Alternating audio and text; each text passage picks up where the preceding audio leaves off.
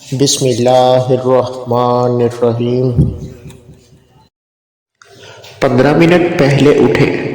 جلد بازی انسان کے دل کو کمزور کرتی ہے۔ وقت کی کمی ہمارے دل کو متاثر کرتی ہے۔ معمول سے 15 منٹ پہلے جاگنے کی کوشش کریں۔ کسی کو خوشی دیں، اس سے آپ کا رزق بڑھتا ہے۔ مہمان نواز بنے۔ ضروری نہیں کہ مہمان نوازی مہنگے کھانوں سے کی جائے۔ ننگے پاؤں چلنے کی کوشش کریں، اس سے آپ بیماریوں سے دور رہتے ہیں۔ یہی وجہ ہے کہ جاپانی لوگ دن میں آدھا گھنٹہ ننگے پاؤں چلتے ہیں۔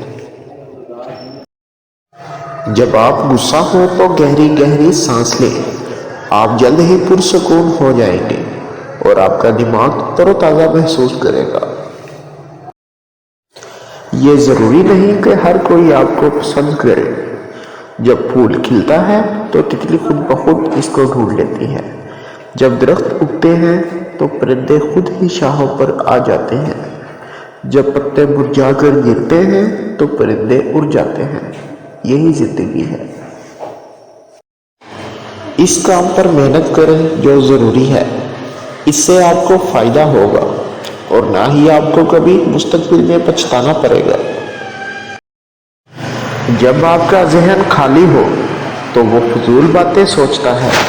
خود کو ان کاموں میں مصروف رکھیں جو آپ کے سامنے ہیں۔ صبح کی تازہ ہوا سے اپنے پھیپھڑوں کو بھرنا آپ کی صحت کے لیے بہت ضروری ہے۔